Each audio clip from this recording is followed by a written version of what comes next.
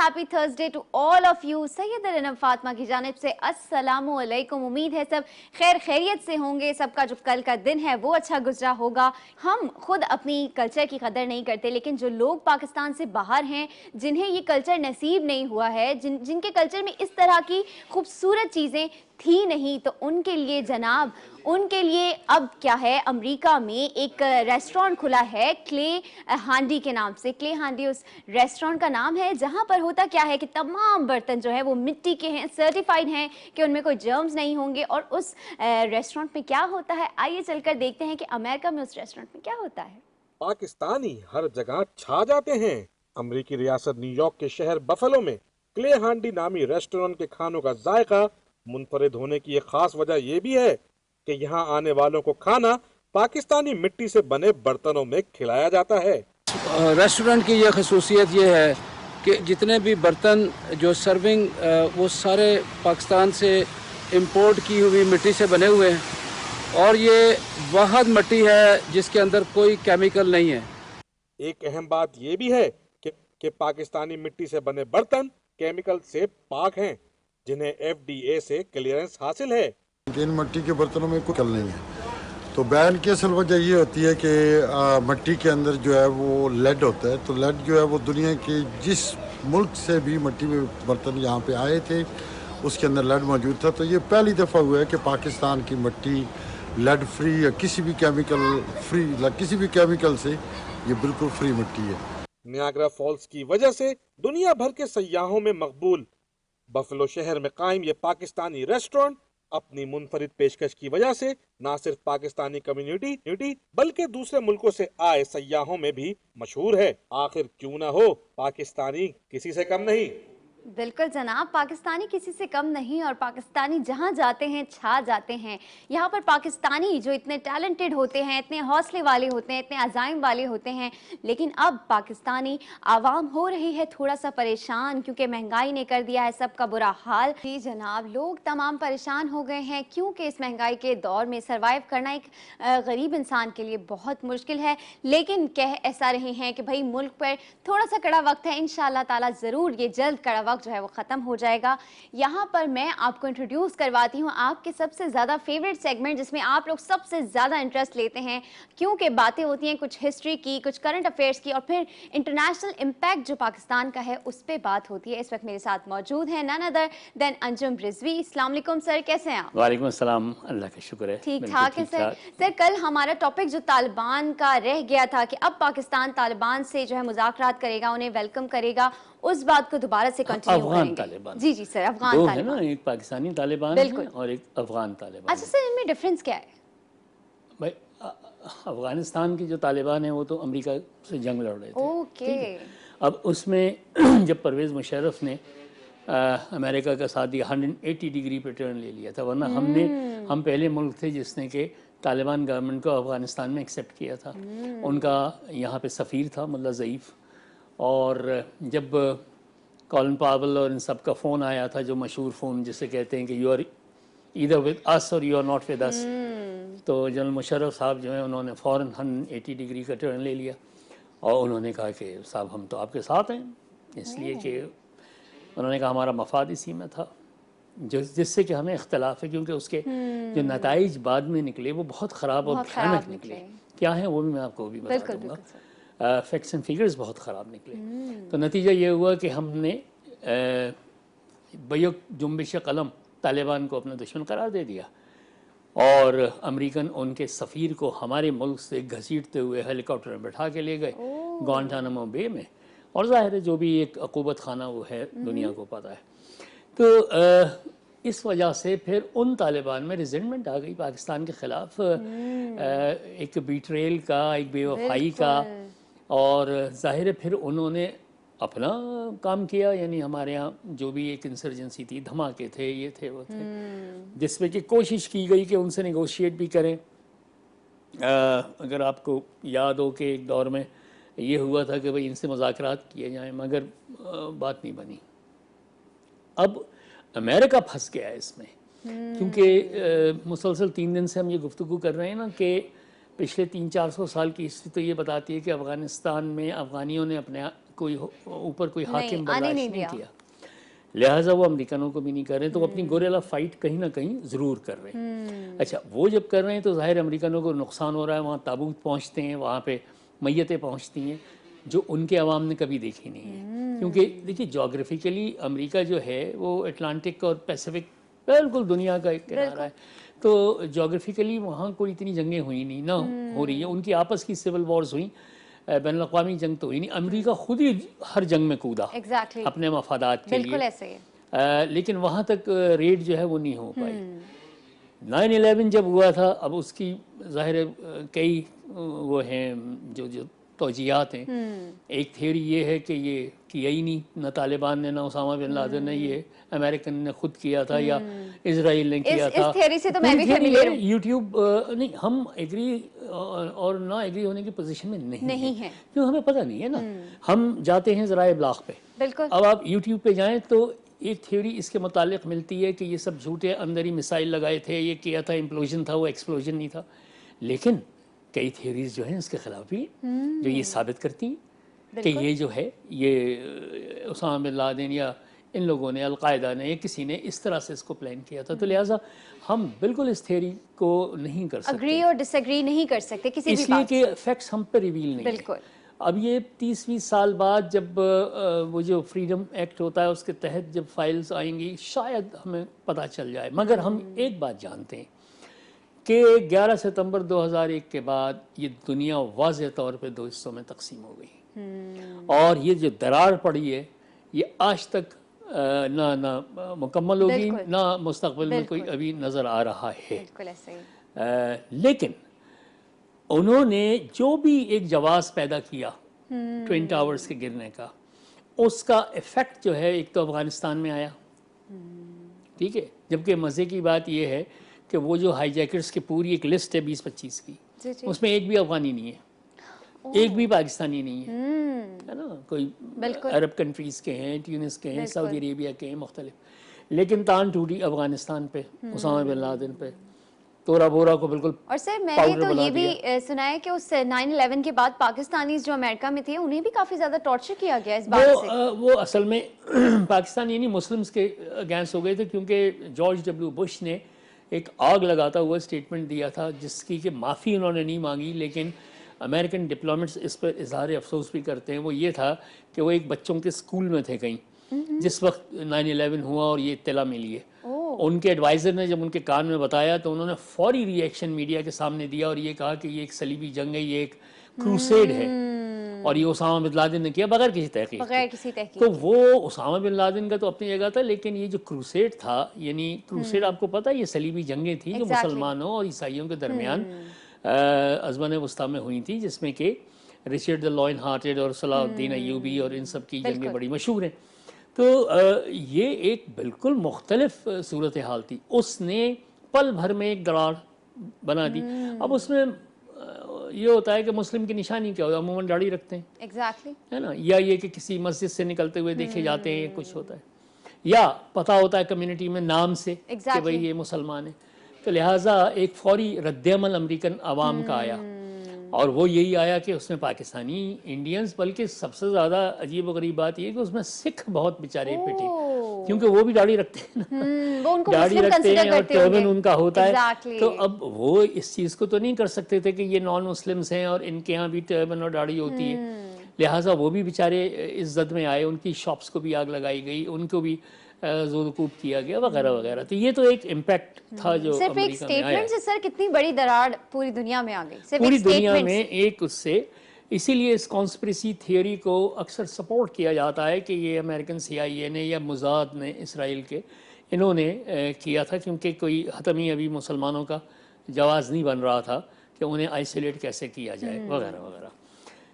जनाब अली, तो ये सब तो अब हमें ज़रूरत है, अब अमेरिका को एक्चुअली ज़रूरत है। हम उस वक्त भी अमेरिका की जंग में कूदे थे। कल जब बात हो रही थी अफगान जहाद की, जिसको मैंने सिविल वॉर कहा था, जहाद बिल्कुल नहीं कहा बिल्कुल नहीं था। वो एक अमेरिका की जंग थी, क्योंकि रूस आज भी गर्म पानियों तक तो पहुंच गया, और ग्लोबली जिस तरह की तब्दीलियां हो रही हैं उसमें तो पहुंचना ही है, सब ने एक दूसरे से। अब है मफादात की जंग और इख्तिसादियात की जंग है। अब यानी इनकी रॉकेट्स की और मिसाइल्स की इतनी जंग नहीं रही होती जितनी के इक़्तिसादी जंग होती है। जापान ने दूसरी जंग अज़ीम में जापान को जितनी इबरतनाक और हज़ीमत उठानी पड़ी, जितनी शर्मिंदगी उठानी पड़ी पूरी दुनिया में, क्योंकि हिरोशिमा और नागासाकी पे जब एटम बम गिराया तो जापान ने हथियार डाल दिए, हथियार अमेरिका के सामने डाले थे। बिल्कुल। पैसिफिक ओशन में शिप खड़ा था इनका, अमेरिका का, जिसमें कि उस एरिया का कमांडर जनरल मैकार्थर होता था, जिसकी कमान में ये सारा कुछ हुआ था। बादशाह को बुलाया गया। अच्छा, जापान का जो बादशाह है उसकी जापानीज़ के लिए मजहबी भी एक बहुत बड़ी अहमियत है। वो उनका शहंशाह तो है, मजहबी तौर पे भी उनका एक बहुत मुक़द्दस रहनुमा है। उसको वो अपने साथियों के साथ गया कश्ती में बैठ के, और उस शिप पे 3 घंटे उन्हें बाहर धूप में इंतज़ार करा ह्यूमिलिएट करने के लिए जनरल मैकार्थर ने। और फिर जब आया तो उसकी सरेंडर की ट्रीटी पे साइन हुए। उसके बाद बात यहीं तक नहीं ख़त्म हुई, मज़ीद ह्यूमिलिएट करने के लिए एक चंद सफ़ों का एक स्क्रिप्ट पकड़ाया कि साहब ये आइन होगा आज से जापान का, जो भी आपके आइन वाइन थे सब ख़त्म, अब हमारा आइन चलेगा जापान। इससे बड़ी कोई अजीमत नहीं हो सकती थी। वो उन्होंने उठाई, वापस आए, लेकिन बजाय इसके कि वो अपनी फिर बीती सदियों को याद कर करके आए हैं भरते और अपने असलाफ को और ये करते, जैसे हम लोग करते हैं है ना, एक अफ्यून खा के बैठ जाते हैं। बिल्कुल, कि मुसलमानों की हुकूमत थी बड़े उनके सगीर पे 100 बड़ों साल। ने एक कॉन्फ्रेंस रूम में कमरे के दरवाजे बंद किए। उन्होंने कहा अब हम जब बाहर निकलेंगे, जब हम इस बेइज्जती का बदला किस तरह से लें, किस तरह अपनी कौम के मोरल को किस तरह से हाई करें, क्योंकि कौम तो बिल्कुल ख़त्म हो चुकी है। बिल्कुल। लिहाजा बंद कमरे में जब वो निकले तो उन्होंने चंद फैसले किए थे। पहली बात तो उन्होंने ये कहा कि आज के बाद हम अपने अवाम से झूठ नहीं बोलेंगे, जो भी सूरत हाल होगी सच सच बताएंगे, उनको अपने शरीके कार रखेंगे ताकि हमें अवाम का एतमाद हासिल हो, क्योंकि वो अच्छी तरह जान गए कि जंगें सिर्फ फौज नहीं जीतती, अवाम भी जीतती है। पहली बात। दूसरी, उन्होंने कहा कि हम आधा पेट भर लेंगे, एक वक्त का खाना स्किप कर देंगे, लेकिन हर जापानीज़ के घर तक तालीम पहुंचाएंगे। हर जापानी को हम तालीम याफ्ता करेंगे, और हुनरमंद, तालीम याफ्ता BA MA की डिग्री नहीं, वोकेशनल ट्रेनिंग के साथ, ठीक है। और तीसरा ये था कि हम इक़्तिसादियात जो है हमारी, उसको बेहतर करने के लिए सबसे पहले हम फ्यूडल सिस्टम जापान में ख़त्म करेंगे, जागीरदारी निज़ाम को। यहाँ पे एक इमरजेंसी ब्रेक आ गई है, तो ब्रेक एक यहाँ पर ले लेते हैं छोटा सा, कहीं मत जाइएगा, चाय अपनी ग्रैब कीजिएगा, देखते रहिएगा जी उठा पाकिस्तान।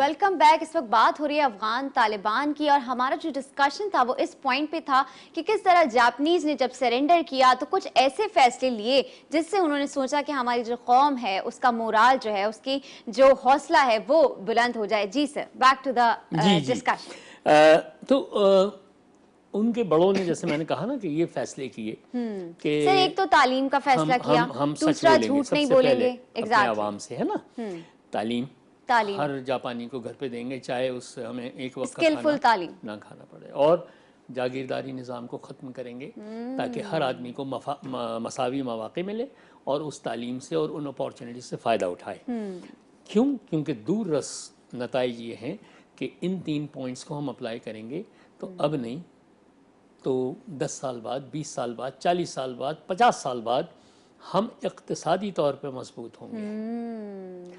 हम अच्छा, जापान को वो जो एक सरेंडर डॉक्यूमेंट था उसमें जनरल मैकार्थर ने जो, या अमेरिका ने जो शराइत रखी थी सरेंडर की, उसमें ये भी था कि आप अपनी रेगुलर फ़ौज नहीं रखेंगे। तो उन्होंने बजाय रोना पीटना करने के, उन्होंने कहा ठीक है, हमारे आज ये जो बजट फ़ौज पे होता था अब हम इसको इकनॉमिक डेवलपमेंट पे और तालीम पे ख़र्च करेंगे। नतीजा ये हुआ कि 50 साल लगे जापान को। उसने इक़्तिसादी जंग लड़ी, उसने यानी एक वक्त में अमेरिका में हर बड़ी कंपनी, कंग्लोमरेट, हर बड़े वेंचर को आपको पता होता था इसके पीछे एक जापानी है, क्योंकि जापानी ने ख़रीद लिया है। MGM स्टूडियोज़, हॉलीवुड से लेके और यूनिवर्सल कहाँ कहाँ कारों की इंडस्ट्री में उन्होंने अमेरिका ही में शिकस्त दे दी। आप अमेरिका अब जाएं तो आपको सड़क पे ज़्यादातर जापानी जापानीज गाड़ियाँ दिखती हैं। नज़र आती हैं। उन्होंने वहाँ अपने प्लांट लगा लिए हैं, अमेरिकन स्टैंडर्ड्स पे, अमेरिकन स्पेसिफिकेशंस पे वो अपनी कारें बना रहे हैं और अमेरिका में ही अमेरिका को शिकस्त दे रहे हैं इक़्तिसादी तौर पे। तो लिहाजा ये जंग तो वो जीत गए, लेकिन उसके लिए उन्होंने तवील एक स्ट्रेटजी बनाई और एक इंतज़ार, मगर उन्होंने जो नेशन क्रिएट की, इस वक्त दुनिया में ये कहते हैं कि जापानीज़ आर वर्कaholics। बिल्कुल। वो काम के सिलसिले में दीवाने होते हैं। वो 8 घंटे काम नहीं करते। हर जापानी कम अज़ कम 12 से 16 घंटे काम करता है। मैंने ज़ाती तौर पे भी देखा है। उनके यहाँ बिज़नेस कॉन्फ्रेंसेस रात को 9 बजे हो रही हैं, 8 बजे, जबकि हम अपना दिन ख़त्म करके, और इस तरह से बच्चे, उनको उन्होंने जब तालीम देनी शुरू की तो बच्चे ये कहते हैं कि भाई हमारे पास वक्त बच रहा है, हम दूसरे स्कूल में भी जाएंगे, तो एक वक्त में 2 स्कूल्स में जा रहे हैं, इस तरह। और मज़े की बात ये जो एजुकेशन सिस्टम उन्होंने डिवाइस किया है, उसमें प्रेप से, क्लास 1 से ABCD और तालाबाजा नहीं होता ना इम्तिहान होता है। 7th ग्रेड तक इम्तिहान नहीं होता। 7th ग्रेड तक नहीं जी, होता? बच्चों को सिर्फ पहली से लेके चौथी जमात कह लें या ग्रेड कह लें, सिर्फ उन्हें एथिक्स सिखाए जाते हैं, माशरे में रहने के, सफाई सुथराई, शेयर कैसे करते हैं चीज़ों को, ये सब कैसे करते हैं, और असातिज़ा साथ होते हैं, उनके इम्तिहान नहीं। फिर कहीं जाके एकेडमिक शुरू होता है। सुनामी आया था जी जी जापान में भी कुछ साल पहले, जी। तो वहाँ ये था कि भाई अपने अपने खाने पीने की चीज़ें स्टोर कर लें। तो जनाब ये नहीं था कि वहाँ ओवर बाइंग हुई है, किसी जापानी ने ये नहीं किया, सिर्फ उतनी चीज़ें ली जितनी कि उन्हें ज़रूरत थी।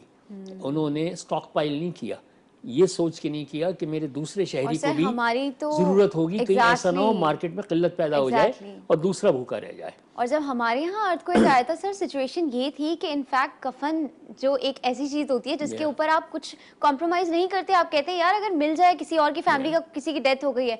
सर कफन हमारे यहाँ क्या किया गया कि उसे लूट लिया गया और उसके बाद उसे बेचा गया। उसी सिचुएशन में लोग अपनी गोल्ड की चीज़ें उतार के कहते थे यार ये मोबाइल रख लो, एक कफन दे दो, ये चेन रख लो, एक कफन दे दो। तो अब बदकिस्मती ये से सिचुएशन थी हमारी। ये नेशनल कैरेक्टर जो बिल्ड हुआ है, ये कोई ज़्यादा उम्मीद अफजा नहीं है, लेकिन ये है कि मैं चूंकि हमेशा से एक ऑप्टिमिस्टिक आदमी हूँ, पुरुम्मीद रहता हूँ हमेशा। बिल्कुल सर, रहना भी मैं चाहिए। ये समझता हूँ कि अगर हमारे यहाँ पॉलिसीज़, हमारे यहाँ खुसूसन तालीमी निज़ाम, क्योंकि बच्चा स्कूल से सीखना शुरू करता है। जापान में भी स्कूल से, यूरोप में, अमेरिका में, हर जगह स्कूल से सीखना शुरू करते हैं। जितने भी सड़क के कवानीन से लेके, ड्राइविंग के कवानीन से लेके, आम जिंदगी के कवानीन, ट्रैफिक सिग्नल्स स्कूल से सिखाए जाते हैं। बिल्कुल। तब कहीं जाके और कानून स्कूल से सिखाया जाता है। तो हम अब भी कर सकते हैं, बशर्ते कि हमारा ये फरसूदा कलोनियल किस्म का एक मज़ाक़ खेज़ तालीमी निज़ाम जो है ये किसी तरह से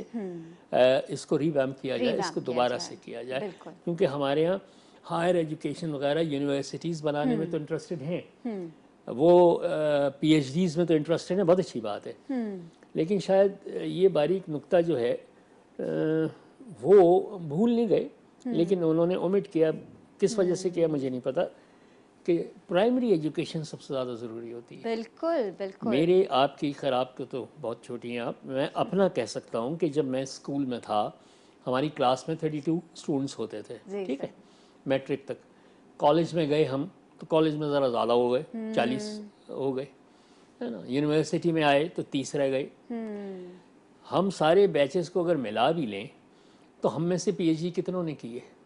2-3 है ना। बाकी तो सब ज़िंदगी की रेस में, कोई इंटरमीडिएट के बाद प्रोफेशनल एजुकेशन में चला गया, यानी प्रोफेशनल जब हम कहते हैं, कोई डॉक्टर के, कोई इंजीनियर के, कोई फ़ौज में चला गया, ग्रेजुएशन तक आते आते कोई सिविल सर्विसेज में चला गया, मास्टर्स में आया तो कोई एजुकेशन में चला गया, कोई मुल्क से बाहर चला गया। 2 या 3 PhDs थे, जबकि उन सब ने प्राइमरी एजुकेशन साथ हासिल की। क्योंकि प्राइमरी एजुकेशन सबसे ज़्यादा ज़रूरी होती है। आपकी बुनियाद अगर रख दी जाए, शेख सादी का एक फ़ारसी का शेर है, उसका तर्जुमा भी सुनाऊंगा आपको।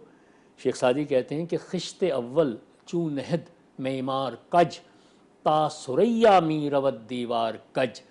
पहली ईंट अगर तुम्हें दीवार बनानी है तो पहली ईंट अगर तुमने टेढ़ी रख दी तो तुम मरीख तक उस दीवार को ऊपर ले जाओ, टेढ़ी होगी। बिल्कुल तो पहली ईंट हम अगर सीधी करेंगे तो हमारी दीवार सीधी बिल्कुल होगी। ऐसा ही है। तो अब coming sir, back to the हाँ, back सब्जेक्ट, to the तो अफगान तालिबान से अब अमेरिका ने हमें जोर दिया है, क्योंकि अमेरिका खुद क्या कर रहा है, जब हम पाकिस्तानी तालिबान से नेगोशिएट करने की कोशिश करते हैं तो अमेरिका ने इसमें बहुत बड़े बड़े रखने डाले और हमको ये कहा कि हम दहशतगर्दों के साथ मिल रहे हैं। अब कैसे मिल रहे हैं, क्या मिल रहे हैं, ये मैं अभी आपको बताता हूँ थोड़ी देर में। जिसके इम्पैक्ट जो है वो अच्छा नहीं हुआ, पाकिस्तान के फेवर में नहीं हुआ था। बिल्कुल इसको फिर हम डिस्कस कर लेंगे किस तरह। लेकिन हाँ, ये अब मुज़ाकरात ज़रूरी हैं और इस मुज़ाकरात से खुदा करे कि सही एक अच्छा मुस्बत नतीजा सर, निकले। एक पॉइंट क्योंकि टाइम कम रह गया, बस मुझे ये क्लियर कीजिएगा, क्योंकि हम जापान को डिस्कस कर रहे थे, तो जापान से हमारा इस बात का क्या लिंक था, थोड़ा इसकी बता देते देखिए, हैं। इसलिए कि हम ने बात की कि उन्होंने पॉलिसीज बनाई, इतनी बड़ी हजीमत के बाद उन्होंने पॉलिसीज अपनी बनाई जिन पे उन्होंने अमल किया और आज तरक्की याफ्ता तरीन कौम बन गए 50 से 70 साल में। हम जो हैं, हम अपनी पॉलिसीज को नहीं सुधार रहे। हमारे हीरोज अब तक हमें जो पढ़ाए जाते हैं हमारे प्राइमरी कोर्स में, वो जंगजू लोग पढ़ाए जाते हैं जिन्होंने तलवार के ज़रिए से फतूहात की, जो हमें पढ़ाया जाता है। हमारा बच्चा ये समझता है हमारे मसाइल का हल जो है वो तलवारबाजी में। जबकि यूरोप में, मैंने पूरा वहाँ इतने अरसे रहा हूँ, उनका जो प्राइमरी एजुकेशन का निज़ाम है उसको जब देखा है तो वहाँ वो अपने हीरोज़ बच्चों को कौन से पढ़ाते हैं, दानिश्वर, अदीब, शायर, इंजीनियर्स, साइंटिस्ट, इनको वो हीरो बना के। तो लिहाजा वो जब अब बड़े होते हैं तो अपने मसाइल का हल स्कॉलरी में ढूंढते हैं, हम अपने मसाइल का हल जंग में ढूंढते हैं, ताकत में ढूंढते हैं कि हम ताकत के ज़रिए से इस मसले को हल करेंगे। वो स्कॉलरी के ज़रिए से इस मसले को हल करते हैं। तो इसमें जब रिसर्च एंड डेवलपमेंट होती है तो नई राहें खुलती हैं। हम आइंस्टाइन भी पैदा करते हैं, वो बर्टन रसल भी पैदा करते हैं और स्टीवन हॉकिंस भी पैदा करते हैं। 1947 के बाद से आज तक आप ये बता दिए हमने कौन सा हीरो पैदा किया। जितनी भी बड़ी शख्सियात थी वो थी जो प्री पार्टीशन डेज की थी। बिल्कुल। पाकिस्तान बनने के बाद हमने आज 70 साल में कोई एक बड़ा हीरो पैदा किया, बदकिस्मती से, इसलिए कि हमारे पास बहुत है, मवाद बहुत है, मिट्टी बहुत ज़रख़ेज़ है, लेकिन हम क्या करें कि हमें हमारे जो सिस्टम, हमारी जो निज़ाम तालीम वो कंपैटिबल नहीं हो रहा। बिल्कुल ऐसा ही है सर। आपका बहुत शुक्रिया कि आपने अपना कीमती वक्त निकाला। कल इंशाल्लाह ताला इसको दोबारा इसी टॉपिक से कंटिन्यू करेंगे। और ये बहुत इंपॉर्टेंट बात है कि स्कूल्स में जब हम अपने बच्चों को भेजते हैं तो छोटे छोटे बच्चों को उन्हें ABCD और अलिफ बे तो पढ़ाई जाती है, लेकिन उन्हें एथिक्स ही नहीं पढ़ाए जाते। कौन से स्कूल में आप अपने बच्चे से पूछेगा, कभी उसे पढ़ाया गया है कि सिग्नल तोड़ना नहीं चाहिए, कभी पढ़ाया गया है? मेरा नहीं ख्याल कि किसी बच्चे को ये बताया गया होगा। यहाँ पर वक्त एक छोटे से ब्रेक का, कहीं मत जाएगा, देखते रहिएगा जी उठा पाकिस्तान।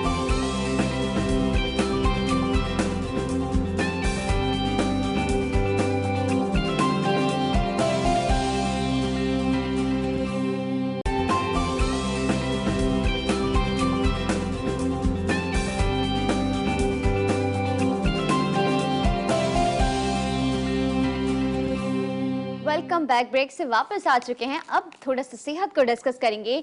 कुछ चीज़ें हमारे माशरे में गलत हैं। क्यों गलत हैं? क्योंकि हम क्या करते हैं, हमें पता नहीं होता कि बेसिकली डॉक्टर के पास जाना कब है। कभी कभी कुछ फैमिलीज में ऐसे होता है कि सर दर्द हुआ तो फिर फ़ौरन से भाग के जा रहे हैं, छींक आ गई फ़ौरन से भाग के जा रहे हैं डॉक्टर के पास। प्रिकॉशंस रहना अच्छी बात है, लेकिन ओवर मेडिकेशंस करना भी अच्छी बात नहीं है। तो कौन कौन सी ऐसी सिचुएशंस हैं जिसे लाइट नहीं लेना चाहिए? क्योंकि मेजॉरिटी में वो फैमिलीज हैं जो कहती हैं भाई छींक आ गई, ऐसा करो उसको कावा बना के दे दो, अभी ठीक हो जाएगा। सर में दर्द हो रहा है, ऐसा करो मैं तुम्हें अभी ऐसी मालिश करती हूँ ना बेटा, आ जाओ। मेरी अम्मी बोलती हैं आ जाओ बेटा, मैं तुम्हें ऐसी मालिश करूंगी, ऐसा सर का दर्द सही हो जाएगा। तो कौन कौन सी सिचुएशंस है जिन्हें लाइट नहीं लेना चाहिए, उन्हें सीरियस लेना चाहिए? इस बात पे आज होगा डिस्कशन डॉक्टर अता से। अस्सलाम वालेकुम डॉक्टर साहब, कैसे हैं आप? ठीक ठाक हैं भाई। हमारे मुआशरे में सबसे ज्यादा मेजॉरिटी डॉक्टर साहब ये है कि दर्द हो रहा है तो ऐसा करो मैं तुम्हें ऐसा हल्दी वाला दूध दूंगी ना, अभी तुम्हारा एक्सीडेंट हुआ है ना, छोड़ दो सब छोड़ दो, ऐसा हल्दी वाला दूध अभी देखना तुम खड़े हो जाओगे। तो ये वाले मुआशरे में चीजों को सीरियस लेना थोड़ा सा मुश्किल है। किन किन चीज़ों को हम स्टार्ट करते हैं? आई थिंक इसको एज वाइज हम स्टार्ट कर लेते हैं कि किस एज से बच्चों के लिए किन चीज़ों को सीरियस लेना चाहिए। ओके, एक्चुअली बात ये है कि जैसे अभी आपने कहा कि हल्दी वाला दूध या ऐसी जो होम रेमेडीज़ हैं जिससे बेहतरी आ सकती है, जो एक इनिशियल अलामात हैं, सिम्टम्स आ रहे हैं और हम एहतियात करें और थोड़ा सा इन घरेलू टोटकों के ऊपर अमल करें तो बहुत सारी हम गैर ज़रूरी मेडिकेशंस जो हम यूज़ करते हैं उससे बच सकते हैं। जहाँ तक अगर मैं एज वाइज की डिस्ट्रीब्यूशन की इसकी बात करूँ कि जी हाँ किस एज ग्रुप के अंदर क्या करना चाहिए, सबसे ज़्यादा कॉमनली जो हमारे लिए ज़्यादा कंसर्न होते हैं किसी भी घर में, बच्चे और बूढ़े ये दो कैटेगरीज ऐसी हैं कि जिसमें बाज़ औक़ात सिम्टम्स कुछ और आ रहे होते हैं, अंदर कुछ और हो रहा होता है। हमारे यहाँ जैसे अभी आपने कहा कि बहुत छोटी सी बीमारी या बहुत छोटी वजह पे जो है वो जो बहुत ही कंसर्न्स होते हैं, अच्छी बात है कंसर्न होना, लेकिन ओवर कंसर्न होने पे वो छोटी छोटी बातों के ऊपर डॉक्टर्स को रश करते हैं। अच्छा, ऐसी सूरत में बहुत सारी चीज़ें जो हैं वक्त के साथ तब्दील हो गई हैं, कमर्शियल माइंडेड हो गए हैं डॉक्टर्स, तो कहते हैं चलो अच्छा आ गया, पेशेंट आ गया, इसको स्टार्ट कर दिया जाए, जो कि मेरा ख्याल से जो हमारे ही डॉक्टर हजरात हैं उनको चाहिए कि जहाँ पे वो ज़रूरत महसूस करें वहाँ एडवाइस करें। गैर ज़रूरी तौर पे मेडिकेशन या एंटीबायोटिक्स का जो यूज़ है फ्रिक्वेंट, वो हमारी इम्यून सिस्टम को वैसे ही जो है वो ख़राब करता है। अच्छा, अब मसला ये है कि वो कौन से कॉमन, मेरे ख्याल से डीजे वो डिस्कस अगर मैं बताऊँ तो ज़्यादा बेहतर है कि मिसाल के तौर पर बच्चों में सबसे ज़्यादा कॉमन चीज़ है डायरिया, वोमिटिंग। छोटे अगर मैं बच्चों की बात करूं 3-4 साल या 5 साल के अंदर बच्चों में, इनमें सबसे ज़्यादा कॉमन जो है वो यही होता है। इनमें पहले जो है वो थोड़ी सी उल्टियाँ हुई, कोई चीज़ खाना हजम नहीं हो रहा, और उसके बाद जो है वो थोड़ी देर बाद मोशंस भी शुरू हो गए। अब ये वो ऐसी चीज़ है कि इसमें पेरेंट्स घबराना शुरू कर जाते हैं और उसके फ़ौरन बाद कि अच्छा क्या किया जाए जी, ORS भी दे रहे हैं जो कि एक नॉर्मली घरों में होना चाहिए, लेकिन वो फिर बच्चा उल्टी कर रहा है। उनको ये बात समझनी चाहिए कि बच्चा उल्टी क्यों कर रहा है, एक्चुअली एसिडिटी बढ़ रही है, तेज़ाबियत बढ़ रही है। क्यों तेज़ाबियत बढ़ रही है? इसलिए कि छोटे बच्चे जो हैं वो हर वक्त हम बड़ों की तरह हैंड वॉश नहीं करते, क्लीन नहीं करते, वो जिन चीज़ों से खेल रहे हैं चाहे बाहर है या घर में, उसके बाद वो चीज़ें जो खाना शुरू करते हैं तो वो जो बैक्टीरिया है, इम्यूनिटी स्ट्रांग नहीं होती है। अब वो चीज़ जब इनकल्फ करते हैं वो मैदे में जाके डिस्टर्ब करती है स्टमक को और फिर एसिडिटी का सबब बनता है, जिसकी वजह से सबसे ज़्यादा कॉमन जो गैस्ट्राइटिस है वो बच्चों में सबसे ज़्यादा कॉमन है। अब उसकी वजह से वोमिटिंग शुरू हो जाती है, तो हमारे यहाँ फ़ौरन रश करते हैं कि जी हाँ फ़ौरन डॉक्टरों को दिखाएं। इनिशियली ये है कि इसमें पहले को मैदे को जो है थोड़ा, स्टमक को थोड़ा रिलीफ मिलना चाहिए। ऐसी सूरत में मैं अगर होम रेमेडी की बात करूँ तो शहद का इस्तेमाल जो है वो इंतहाई मुफीद है। अगर सिर्फ 1 से 5 साल की उम्र में बच्चा अगर है तो अगर आप आधा चमचा से लेके 1 चमचा चाय का शहद भी दे देंगे और उसके बाद कुछ ना दे खाने का, तो हमारे यहाँ फौरन टेंशन ये होती है कि एक वोमिट हुई और उसके बाद बस अब जो है वो बच्चे को ये भी खिलाना है। अब वो क्योंकि खाली हो गया उसका पेट, तो उसको फौरन खिलाना है, ये भी खिलाओ, शायद कुछ बेहतर हो, जो वो और ज्यादा वोमिट करता है।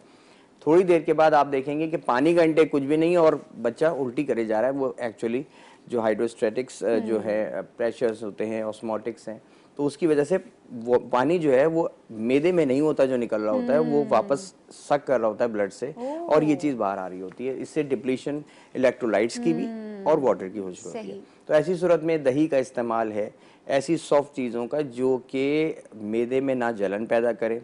जंक फूड को ऐसी सूरत में अवॉइड करें। हमारे होता है अच्छा कुछ नहीं खा रहा बिस्किट दे दो, कुछ नहीं खा रहा अच्छा ये चिप्स खा रहा तो ये दे दो, नहीं। और सर ऐसी सिचुएशन में ये बताइएगा कि एक फ्राई अंडा, क्योंकि फ्राई अंडे को बड़ा इंपॉर्टेंट माना जाता है, क्या वो खाना ठीक है? देखिए जब बच्चों में खास तौर पे अगर कभी भी गैस्ट्राइटिस हो रहा है तो ऑयली, ज़रा सा भी ऑयली चीज़ उस वक्त अवॉइड की जाए। ऑयल जब भी जाएगा तो वो थोड़ा सा फैट्स के अगेंस्ट जो है वो एसिड ज़्यादा रिलीज होगा। तो कोशिश करें कि लाइटर मोड के ऊपर रखें डाइट को, कि दलिया दे दिया, खिचड़ी दे दी। अब हमारे यहाँ जो है वो छुटते ही उन प्रोडक्ट्स पे चले जाते हैं जो कि मार्केट में है। घर में ही आप जो है वो नॉर्मल खिचड़ी बना के अगर देते हैं जिसमें फैट्स नहीं हो, ठीक है, या दलिया आप देते हैं, वो ज़्यादा मुफीद है। कहने का मकसद है कि ये वो एक ऐसे सिम्टम है जिसमें डायरिया और मोशन में, जिसमें हम फौरन ORS का इस्तेमाल ज़रूर होना चाहिए। अच्छा हमारे यहाँ होता है कि अब आधा गिलास बच्चे को पानी ला के दिया ORS का, अब वो पिया ही नहीं जा रहा, वो उल्टी कर रहा है। तो ऐसी सूरत में चमचा भी अगर जा रहा है तो हम काफी हद तक रिकवर कर सकते हैं। दूसरी चीज है फीवर, जो सबसे ज्यादा कॉमन है बच्चों में। अच्छा, इसमें एक चीज और ऐड ऑन कर लेते हैं, क्योंकि जब बच्चा बीमार होता है या उसकी तबीयत ठीक नहीं होती, उसको कुछ लाइट गजा देनी होती है, और बच्चे क्या, बड़ों में भी ये होता है कि भाई उसको नूडल्स बना के दे दी, जो इंस्टेंट नूडल मार्केट में अवेलेबल होते हैं वो बना के दे दिएगा। भाई नूडल्स तो लाइट गजा होते हैं, तो सर नूडल्स कितने लाइट होते हैं और क्या ये खाना ठीक है? देखिए नूडल्स की अगर मैं स्पेसिफिक आप बात करिए, नूडल्स बेसिकली मैदे से बनता है, ठीक है, इसमें हाई फाइबर्स या ऐसी कोई चीज़ नहीं होती है। और ख़ासतौर पे अब जो आजकल नूडल्स आ रहे हैं वो स्पाइसी आ रहे हैं, उनके साथ वो एक छोटा सा स्पाइसेस के लिए वो एक देते हैं अलग सैशे से होता है सेट, हाँ उसका। साशे होता है वो उसमें डाल के, तो वो बहुत ही फ्लेवर्ड ज़रूर होता है लेकिन वो इंतहाई नुकसानदेह है। नुकसानदेह है। नुकसानदेह है। तो नूडल्स का इस्तेमाल ऐसी सूरत में मेरे ख्याल से इंतहाई गैर मुनासिब है।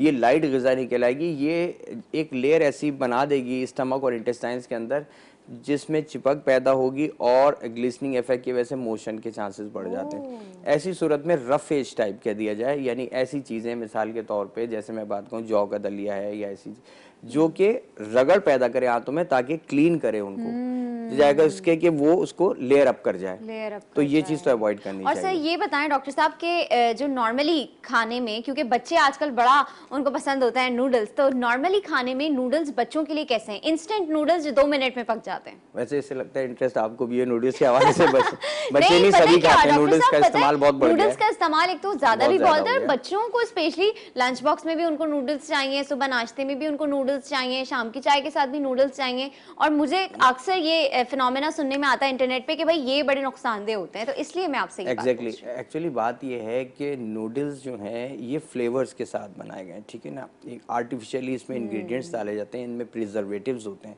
तो बहरहाल जितने भी फ्लेवरिंग एजेंट्स हों या आर्टिफिशियल कलरिंग एजेंट्स हों, ये तमाम बहरहाल बॉडी के लिए या आपके जिस्म सेहत के लिए नुकसानदेह, ये एनर्जी प्रोवाइड नहीं कर रहे होते ये। बल्कि अगर मैं कहूँ तो एक आपको अगर अर्ज है, भूख लग रही है और आपने नूडल्स का इस्तेमाल कर लिया, तो वो जो आप प्रॉपर खाना चाह रहा था, बच्चा भी हो गया, वो चीज़ उसकी भूख मर गई। अब उसके बाद जो उसको न्यूट्रिएंट्स चाहिए थे वो भी नहीं प्रोवाइड हो सकेंगे। जंक फूड का यूज़ हमारे यहाँ बहुत ज़्यादा कॉमन हो गया। फिर बच्चे जो है ना कहते हैं खाना नहीं खाएं, बर्गर दे दें इनको, पिज़्ज़ा दे दें, ये बहुत कॉमन है हर घर में। अब वो या सैंडविच की शक्ल में, अगर कहेंगे रोटी या घर में खाना है, वो चीज़ें वो इस्तेमाल नहीं करेंगे, तो ये एक चीज़ बहुत गलत है।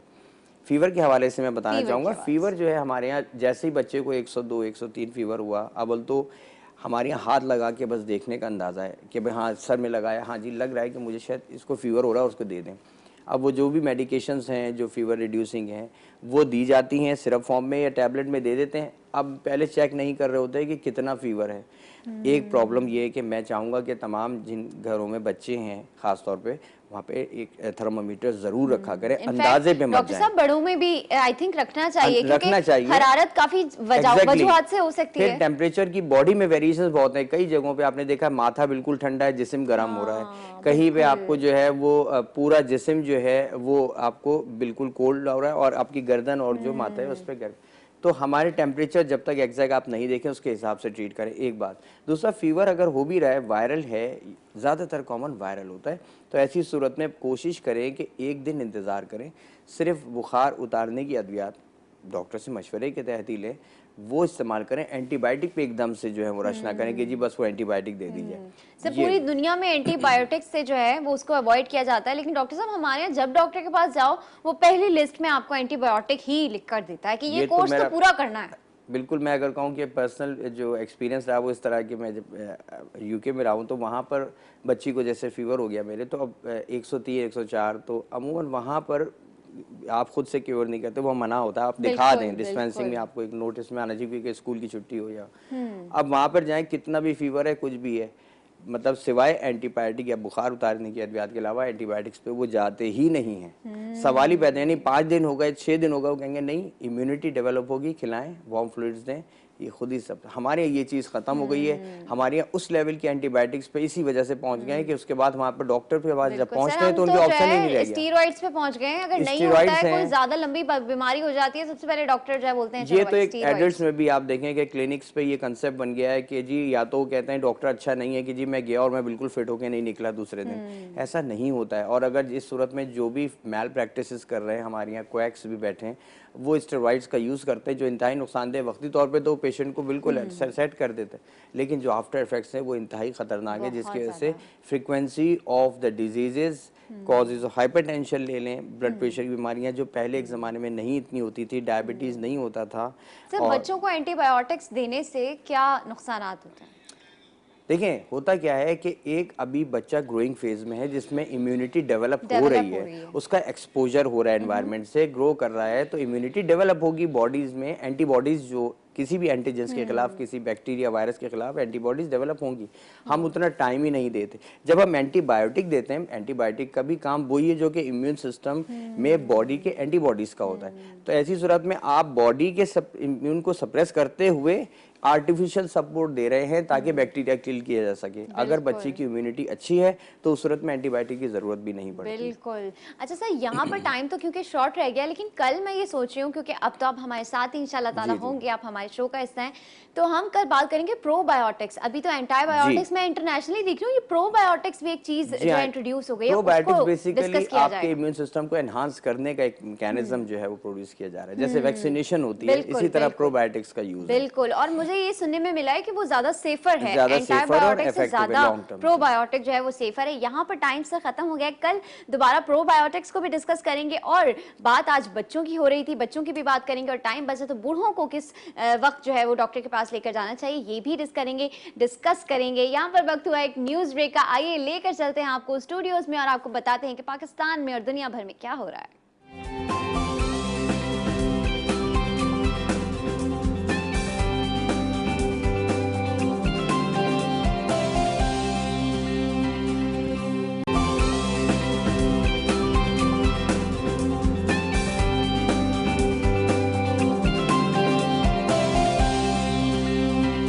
अवेलेबल रहता है, बच्चों को बहुत ज़्यादा पसंद होता है, और तमाम लड़के जो जिम जाते हैं उनको बड़ा होता है कि भाई ये वाला फ्रूट हम खाएंगे तो जो है ना मांस आएगा, हमें फैट नहीं आएगा, डायरेक्ट मांस आएगा।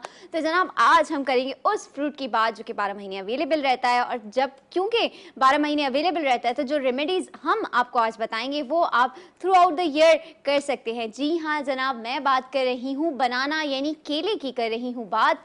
तो केले से क्या फ़ायदे उठाए जा सकते हैं और उसकी क्या क्वालिटीज़ होती हैं, आइए चलकर देखते हैं इस पैकेज पे। कुदरत ने तमाम मौसमों के फलों को इनकी इफादियत के साथ इंसान की जिस्मानी ज़रूरियात के तौर पर पैदा किया है, जो न सिर्फ इंसान के जिस्म में मुख्तलिफ विटामिन की कमी को पूरा करते हैं, बल्कि कई फलों में ग़िज़ा के साथ जिस्म में मौजूद जरासीम से लड़ने की भी भरपूर सलाहियत होती है। या यूं कह लें कि मौसम का हर फल जायके के साथ इंसान के लिए दवा भी है। बड़े सगीर में आम के बाद सबसे ज्यादा रगबत से खाया जाने वाला फल केला है। ग़िज़ाई एतबार से केले की अफादियत का इनकार नहीं, क्योंकि ये तवानाई से लबरेज फल है जिसमें विटामिन और मादनियात का खजाना पोशीदा है। ये एक ऐसा जादुई फल है जो इंसानी जिस्म को पलक झपकते ही तवानाई फराहम करता है।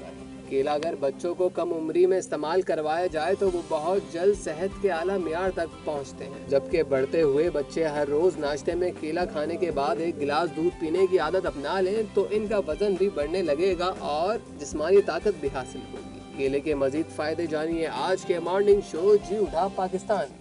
जी जनाब, जादुई फल की हो रही है बात। केला जो कि एक जादुई फल जिसे कहा जा रहा है, तो उसकी इफादियत को आज डिस्कस किया जाएगा।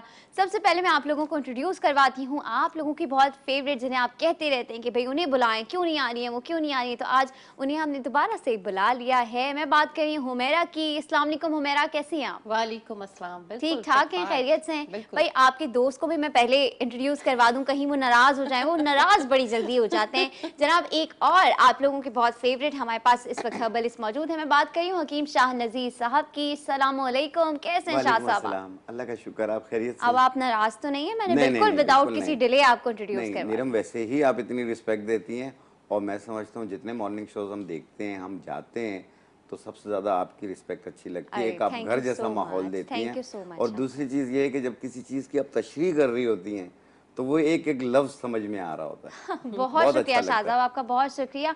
बात होगी आज बनानास की। स्टार्ट करते हैं हुमैरा से। भाई बनानास की अभी जो सबसे बड़ी कंट्रोवर्सी मुझे इंटरनेट पे देखने को मिली है कि बनाना डाइट के नाम से एक चीज़ आ गई है।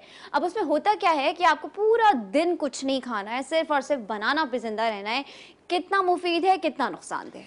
देखिए जाहिर सी बात है, वेट लॉस के लिए ज़्यादातर ये लोग यूज़ करते हैं कि एक दिन बनाना डाइट हो गई तो एक दिन किसी और दूसरे फ्रूट का हो गया। बेसिकली बनाना फ्रूट नहीं है, सब्जी है ये। यस, ये भी आप लोगों को बता दूं, ये इंडिया में आप देखिएगा इंकशाफ हो ये गया। इंकशाफ बहुत पुराना इंकशाफ है। ये हमने इसको फ्रूट बना दिया, लेकिन ये अमूमन खानों में इस्तेमाल होता है। केला जो कच्चा होता है ग्रीन कलर का, जिसपे छिलका होता है, वो खानों में इस्तेमाल होता है। केले के चिप्स आ रहे होते हैं मार्केट में। ये अच्छा। यहाँ नहीं है, लेकिन मैंने दुबई में देखे हैं, और हमारे जो भारत पड़ोसी मुल्क है वहाँ पर इसके सब्जी जरूर इस्तेमाल की जाती है खाने में। आई थिंक बांग्लादेश में भी बहुत ज्यादा बिल्कुल, बांग्लादेश में भी किया कच्चे जाता है, केले का कच्चे केले का इस्तेमाल किया जाता है। दूसरी चीज, हम जब डाइट प्लान की तरफ आते हैं तो मैं बजाते खुद कभी इस तरह का कोई डाइट प्लान प्रेफर नहीं करती हूँ, क्योंकि मेरा मानना ये है कि अल्लाह ताला ने आपको जितनी चीज़ें भेजी हैं खाने के लिए, जिंदा रहने के लिए, उन सब का हमें अपने मैदे को आदी रखना है। थोड़ा थोड़ा भले, क्योंकि छोटी छोटी मील लें आप, थोड़े थोड़े लीजिए, जरूर खाएं, क्योंकि हमारे मैदे को आदी रहना है उन चीज़ों का। अब अगर हम छोड़ देंगे टोटली, हम इस तरह की डाइट पर आ जाते हैं, तो कुछ टाइम के बाद जाके आपने कभी तो लेना है। कुछ लोग तो हमारा अपने लाइफस्टाइल से चावल जो है वो बिल्कुल माइनस कर देते हैं, मतलब चावल वो हाथ भी नहीं माइनस, लगाते। रोटी माइनस। लेकिन ये सब चीजें जब आप माइनस कर देते हैं, देखिए इस तरह की डाइट वाले लोग आपने बहुत देखे होंगे जिन्होंने इस तरह की डाइट की होगी, फिर उनमें वीकनेस आती चली जाती है, क्योंकि कहीं ना कहीं आपको किसी चीज की जरूरत थी, आपने वो नहीं ली, बिल्कुल। आपने उसको छोड़ दिया। बिल्कुल। ताकत के लिए जो गंदम आपके लिए दिया गया है, या चावल में जो खुसूसियात हैं, वो आपको पेट भरने के लिए, गंदम से बेहतर तो कोई चीज नहीं है वैसे, क्योंकि हम चक्की के आटे की रोटी खाएं, उससे ही पेट भरे और एक हिस्सा छोड़ दें भूख का, ये हमारे लिए बेहतरीन है। अपने खाने के टाइमिंग्स आप ऐसे बनाएं कि जिस टाइमिंग में आप देखते हैं कि सूरज आ रहा है, दरमियान में आ जाता है, तो वो आपका दोपहर का टाइम हो गया। सूरज निकलने से पहले अगर आप नाश्ता करते हैं तो वो आपके लिए बहुत फायदेमंद हो जाए, जो फजर के बाद का टाइम होता है। फिर उसके बाद जो रात का टाइम होता है, मगरिब के फौरन बाद, इसलिए कहा जाता है कि ये जब डाइजेशन के प्रोसेस होते हैं, आप उस टाइमिंग में अपने खाने का टाइम पीरियड बनाइए। आप देखिए कभी आपका वेट पुट ऑन नहीं होगा, और वेट हमेशा याद रखिए आपकी अपनी एहतियाती की वजह से बढ़ता है। बिल्कुल और कुछ ऐसे ही है, नहीं। बिल्कुल और ये ऐसे ही है। केले की डाइट मैं बताऊंगी, डाइट तो नहीं ली थी, लेकिन मैंने वेट बढ़ाने के लिए, एक जमाना था जब मैं दुबई में थी, when I was in I think 42 and 43 KG. Oh my God. उस वक्त मैं तकरीबन, ये 2001 की बात बता रही हूँ। अब लोग मुझे कहते थे वेट बढ़ाओ किसी तरीके से, तो वहाँ डबल क्रीम मिल्क आता है। तो मैं शेक नहीं बनाती थी, 2 केले, दुबई में आपको पता है कि केले का साइज क्या होता है, बहुत 2 बड़े केले और 1 ग्लास डबल क्रीम मिल्क, ये मेरा नाश्ता होता था। उसके बाद मैंने वेट पुट ऑन किया, और उस वक्त से अब तक मैं 57, 58, ये मेरा वेरिएशन होता है। इस केजी पे मैं रुकी हुई हूँ, और ये मैंने अपने आप को रखा हुआ है। मैं कोई डाइटिंग नहीं करती हूँ। हाँ, मेरे अपने कुछ चीजें हैं जो मैं, फैट स्मैशर जो मेरा अपना है, मैं उसको यूज करती हूँ, ताकि ये कि वेट मेंटेन रहे। मुझे पता है कि मुझे कितना खाना है, 1 रोटी से ज्यादा मैं कभी नहीं खाती, क्योंकि मुझे पता है मैं जिंदा रहने के लिए इतना काफी है, खा लिया। बिल्कुल ऐसे ही। शाह साहब, आपसे अगर मैं पूछूं कि केलों की क्योंकि बात की जा रही है कि डाइट में किस तरह इस्तेमाल होता है, क्योंकि हमने तो अब तक यही सुना है, जो लड़के जिम जा रहे होते हैं वो कहते हैं भाई हमें तो जिम इंस्ट्रक्टर ने बोला है कि आपको केलों का इस्तेमाल करना है अगर आपको अपना वेट पुट ऑन करना है। जैसे अभी हुमैरा भी कह रही थी कि वेट पुट ऑन करने के लिए, तो आप ये बताइएगा कि वेट लॉस में ये इसका क्या किरदार होता है? नहीं, जिस तरीके से भी डॉक्टर हुमैरा ने बताया कि ये हिंदुस्तान में और बांग्लादेश में आपने कहा कि इसको खानों में डाला जाता है, बिल्कुल, इसी तरीके से थाईलैंड में भी डाला सब्जी की जाता तरह। है। अच्छा। थाईलैंड में भी डाला जाता है, और श्रीलंका में भी इस्तेमाल होता है ओके। ये बहुत ज्यादा। अच्छा, केला जो है, आपने देखा कि इन्होंने कहा कि दुबई में बड़े केले होते हैं, वो बिल्कुल होते हैं, लेकिन जायका नहीं होता। नहीं होता। यस, ठीक है ना। इसकी भी किस्में होती हैं, इसमें चितरी आला होता है, यानी कि दूसरा यहाँ पर भी केला होता है। पाकिस्तान सबकत ले गया केले के जायके में। बिल्कुल, फ्रूट्स में पाकिस्तान सबकत ले गया। अब जो केले हम यहाँ पे मार्केट में से ले रहे होते हैं, वो छितरी वाला होता है, जो कि इसका जायका होता है, मीठा होता है, एक जो बड़ा खूबसूरत सा नजर आ रहा होता है, लेकिन जब उसे खाएं उसमें जायका नहीं होता। और दूसरी चीज, आपने कहा कि जिम जाते हैं लोग, बनाना किस तरह इस्तेमाल करें, तो कम से कम एक दिन में 5 केले या 4 केले खाने चाहिए, इससे ज्यादा नहीं खाने चाहिए, वरना बॉडी में पोटाशियम की मिकदार आपकी बढ़ती जाएगी, क्योंकि इसमें पोटाशियम और फाइबर 2 चीजें ही पाई जाती हैं। और वेट बढ़ाने के लिए आप जब जिम जा रहे हो, आप उस टाइम पे खाएं, या जिम के बाद 1 घंटे के बाद खाएं, जिम के दौरान ना खाएं आप। सही। और वो भी 3-4 केले, इससे ज्यादा ना खाएं आप। और इसके खाने के बाद आप थोड़ा सा दूध पी लें। आप देखें आपकी बॉडी कितनी अच्छी बनेगी इससे। और दूसरी चीज ये है कि जिस तरह मैंने कहा, हर एक चीज की एक मिकदार होती है। हम सुबह भी केले खाएं, दोपहर भी खाएं, रात भी खाएं, तो फिर आपका पोटाशियम बढ़ता जाएगा, फाइबर बढ़ता जाएगा, ये बजाय फायदा करने के नुकसान देने शुरू करेगा। और एक सवाल मेरा ये भी था कि केलों से बहुत सारे लोग कहते हैं केला खाएंगे तो गला खराब हो जाएगा, चेस्ट इन्फेक्शन हो जाएगा, बहुत सारे लोग अवॉइड करते हैं केले को। मैं क्लियर कर लूं कि केला आप खाएं, ये बलगम रेशे वाले इस्तेमाल ना करें, जिन लोगों को लंग्स की प्रॉब्लम रहती हो, खांसी बलगम की शिकायत रहती हो, क्योंकि केले से बलगम पैदा होता है। ये गला भी ख़राब कर देती है, लेकिन ये हाजमे के लिए बहुत बेहतर है ये, और ताकत के लिए भी बहुत बेहतर है।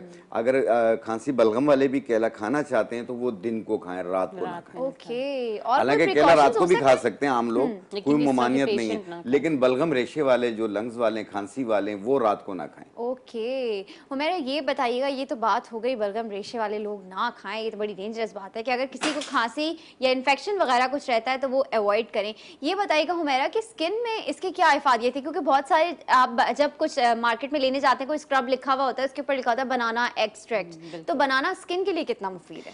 बनाना आपकी स्किन के रिंकल्स को रिमूव करता है, बनाना आपकी पिगमेंटेड जो स्किन होती है उसको भी ठीक करता है, क्योंकि बेसिकली देखिए हमारा ये सब चीज़ें खाने का दारोमदार कहाँ से, मैदे से होता है। आपका मैदा ठीक होगा तो आपकी स्किन पे सबसे पहले जो आपकी जो भी आप मेडिकेशंस लेते हैं, जो भी ट्रीटमेंट्स लेते हैं, सबसे पहले इंटरनली ट्रीटमेंट का जो असर आता है वो चेहरे और बालों पे आता है। बालों पर आता है। तो आप खाएंगे, इसमें सबसे ज्यादा पोटेशियम बताया इन्होंने, कैल्शियम की मकदार बहुत अच्छी होती है, ये सबसे ज्यादा हार्ट स्ट्रोक से बचाता है। यानी कि दिल के हार्ट अटैक, बिल्कुल ये हार्ट स्ट्रोक से भी बचाता है।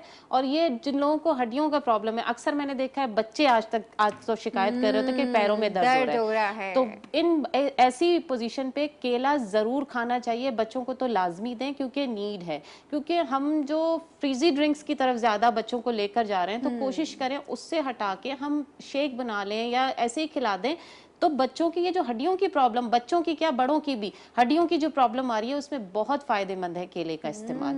और केला हम जैसे अब मेरा जो सैलून है मैं अपना यूज़ करती हूँ, जिसमें मैं फेशियल के जब ट्रीटमेंट्स दे रही होती हूँ, तो मेरी कोशिश होती है कि नेचुरल जितनी भी चीज़ें उनसे मास्क बनाया जाए, उनसे क्रीम का मसाज बनाया जाए, जितने भी फ्रूट्स वगैरह होते हैं।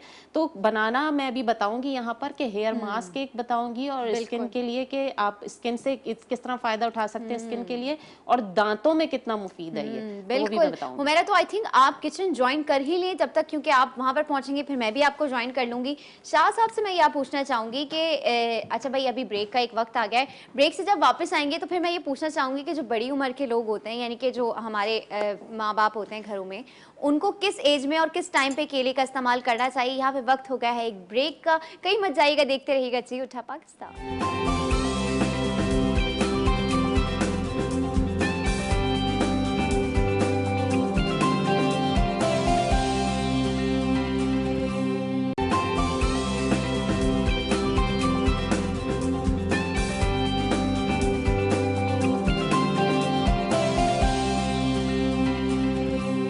वेलकम बैक जनाब, ब्रेक से वापस आ चुके हैं और मैं पहुंच चुकी हूँ किचन में। मेरी हुमैरा भी है, हमरा और हुमैरा कितना मिलता जुलता है भाई। अभी हम बना रहे हैं स्किन और बालों के लिए बनाना से एक रेसिपी। जी हुमैरा, ओवर टू यू, किस तरह से बनानी? बिल्कुल, जैसा कि आप देख रहे हैं कि यहाँ केले रखे हुए हैं, और ये मैं दूं आपको? नहीं, इसको मैश किया हुआ मैंने मैश कर किया है। अच्छा, इसके लिए मैं तकरीबन फेस पे एक मास्क बना रही हूँ। 2 टीस्पून मैंने तकरीबन 1 टेबल स्पून के करीब आपने मैश किया हुआ बनाना ले लिया है। और इसके साथ ही मैं ले रही हूँ कोकोनट ऑयल, होगा ये कोकोनट ऑयल। हाँ, ये आप तकरीबन 1/2 टीस्पून के करीब लेंगे, ठीक है? 1/2 टीस्पून कोकोनट ऑयल ले लिया है। अच्छा, हमने इसको मिक्स करना है। थोड़ा सा दूध मैं लूँगी इसमें, तकरीबन 1 टीस्पून दूध, ठीक है? अच्छा, ये जो मास्क बना रही हूँ, ये ऐसी स्किन के लिए बना रही हूँ जो पिगमेंटेड स्किन हो जाती है। आपने देखा होगा सैगी स्किन हो जाती है, और मतलब उस पर कुछ नज़र नहीं आता कि ग्लो भी नहीं है। अब ये जो जैसे ईद आ रही है अभी, ये आप इसका मसाज अगर डेली शुरू कर दें तो आपका कलर भी अच्छा होगा, 1 से 2 टोन नीचे आएगा, प्लस आपकी स्किन फ्रेश नजर आना शुरू होगी। और आई थिंक स्किन टाइटनिंग भी है, क्योंकि सैगी स्किन की आपने बात की, तो स्किन टाइट करेगा ये। और ये रोजाना लगाना शुरू करें, मेरे ख्याल से एक केला 3 दिन चल जाएगा आपका।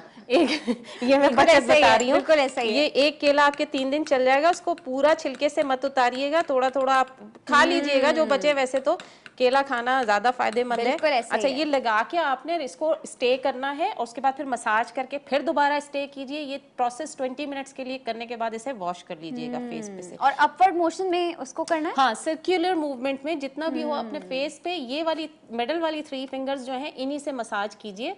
और मसाज करने के साथ साथ जहाँ ज्यादा स्कार्स हैं वहाँ ज्यादा मसाज कीजिएगा। बिल्कुल ऐसे। अच्छा, एक मैं बता रही हूँ हेयर पैक। हेयर पैक के लिए बनाना लिया है हमने, ये सारा मैश ये, बनाना। हाँ, ये पूरा रॉ बनाना आपके पास आ गया है। इसमें आप चाहें तो दूध मिक्स कर लें, चाहें तो ना करें, ये आपके ऊपर है। ज़रूरी नहीं है दूध आपके बालों के लिए। आपने देखा होगा क्लोपेट्रा जो है वो दूध से नहाती थी, बालों पे, स्किन पे यूज़ करती थी। अच्छा, ये हमने मिक्स बना दिया। ये आपने रूट्स टू टिप बालों पे लगाना है। लगाने के बाद हॉट टॉवल का ट्रीटमेंट लेना है, यानी हॉट टॉवल से रैप कर लेना है बालों को, और तकरीबन आधा या 1 घंटे लगाने के बाद इसको वॉश कर लीजिए बालों को। ये उन बालों के लिए जो फ्रीजी हेयर्स हो जाते हैं, स्ट्रेट लुक नहीं आता, इससे स्ट्रेट लुक भी आएगा थोड़ा सा, ये उन बालों के लिए है। अच्छा, मैंने पर्सनली भी ये बनाना का मास्क, अभी तो ये मुझे हुमैरा ने ये बताई है टिप, लेकिन उससे पहले भी मैंने सिर्फ वो जो इंटरनेट पे टिप्स आती हैं उस पर देखा था कि बनाना को आपने जो है मैश करके दूध में या शहद में मिला के सिर्फ अपने बालों पे लगा लें तो उसका जो इंस्टेंट रिजल्ट आता है, मेरा पर्सनल एक्सपीरियंस है, ऐसा लगता है कि आपने कैरेटिन लिया हुआ है। आप जब उसको अपने बालों को वॉश करके अगर उससे सिर्फ स्ट्रेट करें तो ऐसा लगता है आपने फ्रेश रिबॉन्डिंग कराई ली हुई है। अच्छा जी, केले के छिलके को कभी मत फेंकिए। अच्छा, ये भी कारआमद है आपके लिए। इसे तो और इसे वैसे भी नहीं फेंकना चाहिए, लोग फिसल जाते हैं और गिर जाते हैं इसे। केले के ये जो अंदर की जो स्किन होती है, आपके जितने भी एक्नी के स्कार्स हैं, बैठे बैठे अगर आप रखे हुए हैं स्कार्स पे ऐसे आप इसका अंदर की जो स्किन है इसको आप रब करते जाएं, आप देखिएगा वो स्कार्स लाइट होते चले जाएंगे और खत्म हो जाएंगे इंशाल्लाह। इसी तरह केले के छिलकों को आपने एक जगह और इस्तेमाल कर सकते हैं। इसमें हमने थोड़ा सा बेकिंग सोडा इस तरह स्प्रिंगल किया।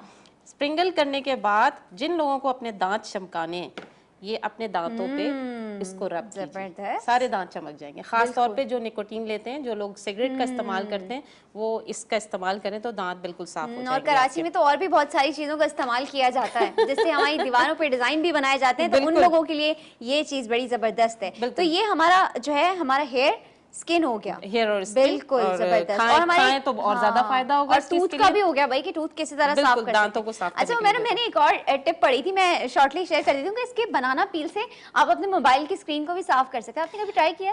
नहीं, मैंने ऐसा ट्राई नहीं किया है कभी, क्योंकि फिर वो स्टिकी सा फील होता है, थोड़ी देर बाद फिर टिश्यू से खैर हो सकता है, क्योंकि जब आप दांत साफ कर सकते हैं तो फिर पॉसिबिलिटी है कि आप कुछ भी साफ कर सकते हैं। बिल्कुल ऐसा ही है। अब हम अपनी जगह पर वापस चले जाते हैं, और शाह साहब से मेरा सवाल था कि हमारे घर पे जो वालिदैन होते हैं, जो बुजुर्ग होते हैं, उन्हें क्या बनाना इस्तेमाल करना चाहिए, और अगर करना चाहिए तो शाह साहब किस टाइम पे करना चाहिए, दोपहर के टाइमिंग्स में, नाश्ते में, या किस टाइम? देखें, बनाना की खाने की कोई एज लिमिट नहीं है। बच्चे बड़े हर उम्र के लोग इस्तेमाल खा सकते हैं इसे, और एक म्याना रवि रखनी चाहिए। जिस तरह मैंने अर्ज किया कि एक दिन में 4-5 केलों से ज्यादा नहीं खाना चाहिए, तो इस तरीके से आप सुबह दोपहर शाम 2-2 केले करके भी खा सकते हैं, और बैठ के जब दिल करे केला खाएं। तो केले के फायदे हैं, नुकसान नहीं है। डायबिटिक पेशेंट भी ले सकता है, 1 से 1 केला, या उसकी शुगर कंट्रोल लेवल पे है या बहुत अच्छे लेवल पे, तो वो 2 केले भी खा सकते हैं। जबरदस्त। अदरवाइज 1 केला तो खा सकते हैं।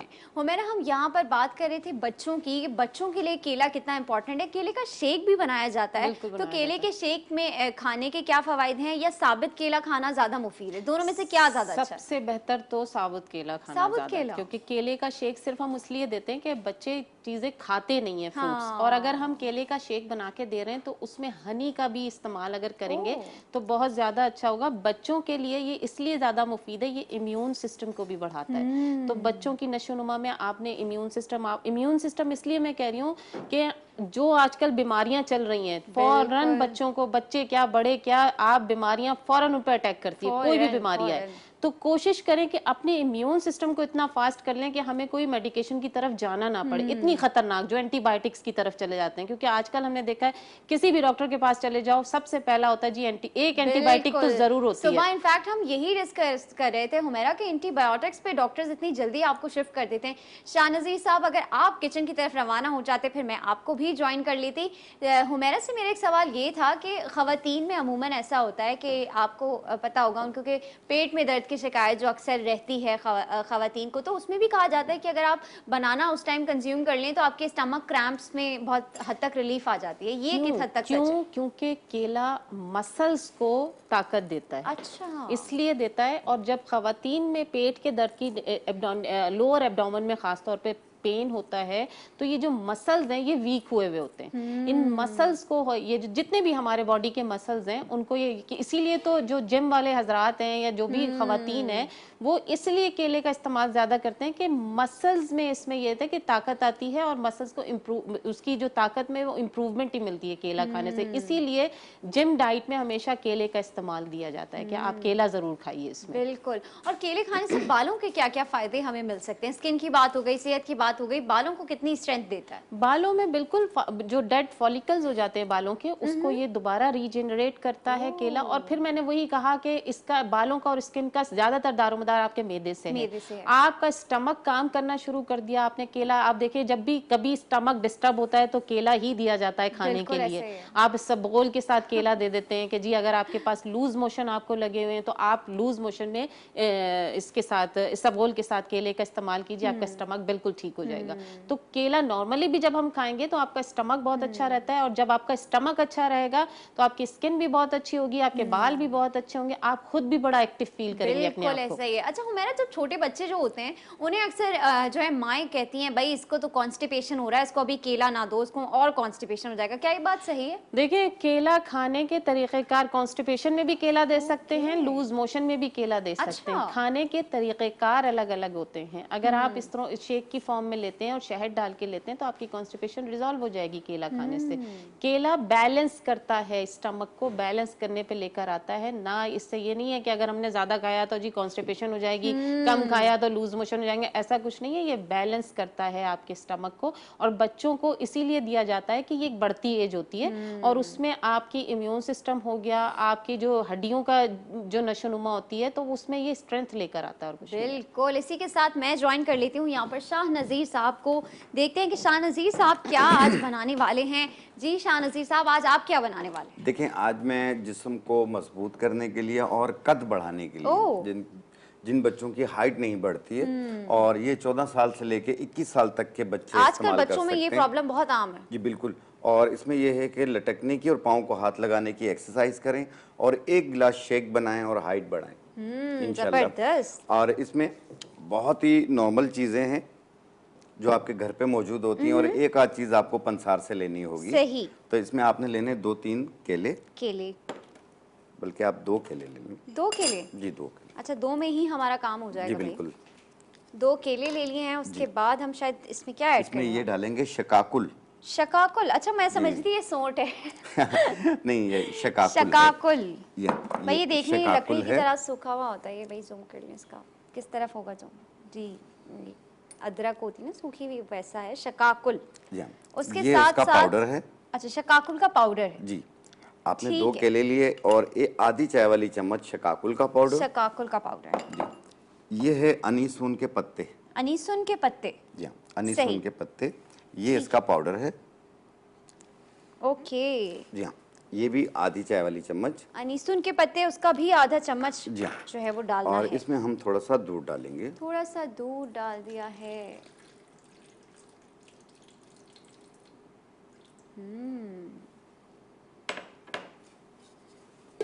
जबरदस्त भाई। अच्छा, ये क्या चीज़ है हकीम साहब? ये जो बीज हैं बड़े खूबसूरत लग रहे हैं। ये तो देखिए,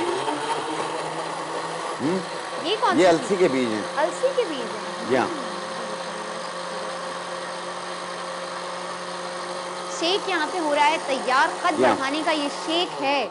ये हाइट भी बढ़ाएगी, वेट को भी गेन करेगी। अच्छा। जी हाँ, कमजोर लोगों के लिए बहुत बेहतरीन है ये। अच्छा, जबरदस्त भाई। ये बताएं शाह साहब कि कद बढ़ने की उम्र क्या होती है? 14 साल से लेके 21 साल तक। 21 साल तक? जी हाँ। ओ हो, यानी कि मैं 2 साल से रह गई, वरना मेरा कद अभी भी बढ़ सकता था। सिर्फ 2 साल रह गए। ये देखिए जनाब, ग्लास में शेक आ चुका है। शाह साहब, ये कड़वा तो नहीं हो गया होगा? नहीं, कड़वा नहीं हुआ, सिर्फ थोड़ा सा इसका जायका चेंज हुआ होगा। अब उसका जड़ी बूटियों का जायका देगा ये। खुशबू तो इसमें से शेक वाली ही आ रही है, जो केले के शेक वाली आएगी। वो ही आ रही है। देखें, ये घर पे बैठ के बनाना होगा आपने आराम से। अब उन लोगों के लिए बनाना से वेट किस तरह कम करेंगे, और इसमें दूध नहीं डलेगा। ओके। इसमें अर्के गुलाब या पानी आप डाल सकते हैं। और इसमें आपने लेना है, जैसे ये 1 केला, आप 2 केले। 2 केले ले लिए। जी हाँ, 2 केले ले लिए। 2 केले ले लिए हमने। इसमें हम डालेंगे ये अलसी के बीज। अलसी के बीज, बिल्कुल। ये इसका पाउडर है। ये उसका पाउडर है। इसका वजन लेंगे आधी चाय वाली चम्मच। आधी टीस्पून जो जी हाँ, है ये है जीरा सफ़ेद, ये इसका पाउडर है। सिर्फ 2 चीज़ें, जीरा सफ़ेद और अलसी और बनाना। इसका आप शेक बनाएंगे जिस तरह आप पानी, हम इसमें ये अर्के अच्छा, गुलाब सिर्फ है। पानी में? हाँ, या पानी पानी डालें या या अर्के अर्के गुलाब? गुलाब डालेंगे आप। सही। तो इन दोनों में से एक चीज़ डालेंगे आप। ये हम इसमें शेक बना लिया है ना ये, तो इसलिए मैं इसमें से एक करके आप दिखाएं। डेमो करके बता रहा हूँ। आपने तकरीबन 1 कप के बराबर आपने इसमें अर्के गुलाब या पानी मिलाएंगे आप और इसको आप ग्लैंड करेंगे। अच्छा, अगर हम उसमें बना लेते शाह साहब, आई थिंक नुकसानदार तो ये भी नहीं होगा अगर जी हम बना बिल्कुल लेते बिल्कुल। हैं, क्योंकि उसमें नेचुरल चीजें ही हैं सारी। ये जनाब चले गए हैं, अलसी जी के हाँ। बीज का पाउडर था, सफेद जीरे का पाउडर था, और क्या था हकीम साहब? इसमें थोड़ा सा पानी डाला और पानी डाला, जीरा सफ़ेद। जीरा सफेद, बिल्कुल जनाब। उसका तैयार हो रहा है शेक, और उसके बाद ये वाला जो शेक है ये वेट लॉस के लिए।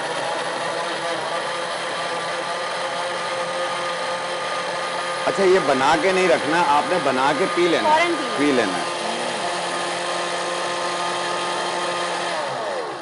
ये आपने बनाना है और फौरन आपको पी लेना है। जबरदस्त। अच्छा, कितनी अमेजिंग बात है कि केले से वेट पुट ऑन भी होता है और शाह वेट साहब कम उसी भी से होता कम है। भी होता जी है। हाँ, थोड़ा सा फार्मूला चेंज करना होता है। जबरदस्त भाई। और आई थिंक टाइमिंग्स को भी अगर चेंज कर लें, उसको जी, खाने के टाइमिंग्स बिल्कुल। की, उससे इसे भी आप बहुत फर्क पड़ता है। सुबह में भी इस्तेमाल कर सकते हैं और रात में भी इस्तेमाल कर सकते हैं, दोपहर में भी कर सकते हैं। इसका कोई टाइम नहीं है। 1 गिलास रोजाना बनाएं और ताकतवर बन जाए। जबरदस्त भाई, क्या बात है। दोनों अच्छा, चीजें। ये वाला था हमारा वेट बढ़ाने के लिए, नहीं कद बढ़ाने के कद बढ़ाने के और लिए। ये वाला है हमारा ये वेट कम वेट करने लॉस के लिए। इससे ठीक और है। बेनिफिट्स ये होंगे कि जैसे पेट, हिप्स, थाइस है ये कम होगी। बाद लोगों को पिंडलियों में दर्द रहता है, ये उसको भी दूर करेगी ओह, साथ में। जबरदस्त। और साथ में वैसे ही पोटाशियम आपका पूरा हो रहा होता है, और इसमें अलसी के अंदर भी फाइबर भी होती है, और इसके अलावा ये एंटी शुगर भी, एंटी कैंसर भी है। ये इसके बहुत सारे बेनिफिट्स हैं अलसी के। तो ये उनके लिए भी बेहतर, उनके लिए भी बहुत ज्यादा बेहतर है जिनका कोलेस्ट्रॉल हाई रहता हो। ठीक है, ये कोलेस्ट्रॉल को भी कम करती है, साथ में ट्राइग्लिसराइड को भी कम करती है अलसी के बीज। बिल्कुल। और इसका आप अगर शेक बना के पियेंगे इस तरीके से, पानी में इसको बनाएंगे या दूध में, इसमें अर्के गुलाब में बनाएंगे, तो ये और भी ज्यादा बेनिफिट्स देगा आपको। बिल्कुल। अब से दूसरी रेसिपी की जानिब अगर बढ़े शाह जी, साहब, 2 तो रेसिपीज थी आज जी, मेरी। जी, बिल्कुल, बिल्कुल। एक मैंने दूसरी। हाइट की बनाई और एक वेट कम करने की बनाई। बिल्कुल जबरदस्त। ये अच्छा, 2 इसमें बनाएंगे। मैं ये पूछी थी कि स्किन का कोई मास्क वगैरह आप बताना नहीं, चाहें इसका तो? स्किन का नहीं बनेगा। अब केले के पत्ते जो होते हैं आप लोगों की नज़र में वो बेकार, बेमायने, कोई भी फायदे नहीं करती है। लेकिन केले के पत्तों को अगर आप, जैसे आप 1 पाव आप नारियल का तेल ले लें या तिल का तेल ले लें, उसमें तकरीबन 1 मुट्ठी के बराबर आपने केले के पत्ते डालकर उसे 2 घंटा धूप में रख लें। उसके बाद वो ऑयल यूज करें। उसमें ये बेनिफिट्स होंगे, पहले ही 7 दिन में बाल गिरना बंद होंगे, उसके बाद बाल घने होना और बढ़ने शुरू होंगे। जिस तरीके से केले के दरख्त की हाइट अच्छी होती है, इसी तरह आपके बालों की हाइट अच्छी होगी। ओ भाई, जबरदस्त, क्या बात है जनाब। 2 रेसिपीज यहाँ पर हमने जो है वो बना ली हैं। अब मैं और शाह साहब अपनी नशिस्त संभाल लेते हैं। बात करते हैं बैक टू द टॉपिक, जब हम बात कर रहे थे कि किस एज में और किस टाइमिंग्स में केला खाना ज़्यादा मुफीद होता है। अच्छा, मैंने जो अब तक सुना है वो ये सुना है कि दोपहर में खाने के बाद केला खाना, या खाने से पहले जो दोपहर की टाइमिंग जब धूप निकली हुई होती है उस टाइम केला बड़ा मुफीद होता है। क्या ये बात सही है हुमैरा?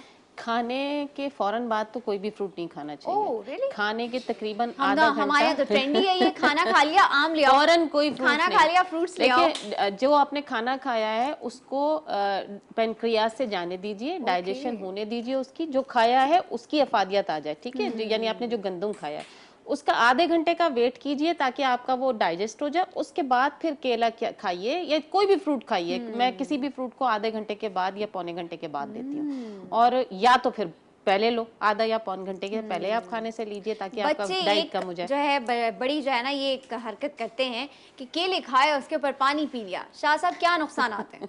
देखिए, केले खाया पानी पी लिया, ऐसा नहीं करना चाहिए। थोड़ी देर के बाद पानी पी लें। केले खाएं उसके बाद दूध पिएं तो ज्यादा बेनिफिट्स हैं। एक ये जिस तरीके से अभी डॉक्टर हुमैरा ने कहा कि खाना खाने के बाद जो है वो थोड़ी देर बाद नहीं, कम से कम 1 घंटा या आधा घंटे बाद जो है वो फ्रूट का इस्तेमाल करें, या खाना खाने से पहले करें आधा घंटा। तो उसके बाद आप खाना खाएं तो देखिएगा उसकी अफादियत भी मिलेगी आपको। जब मैदे से क्लियर हो गए, डाइजेस्ट हो जाएगा, उसके बाद आप फ्रूट इस्तेमाल करेंगे तो उसमें यह है कि जो उसके मिनरल्स हैं आपकी बॉडी पे अच्छा काम करेंगे।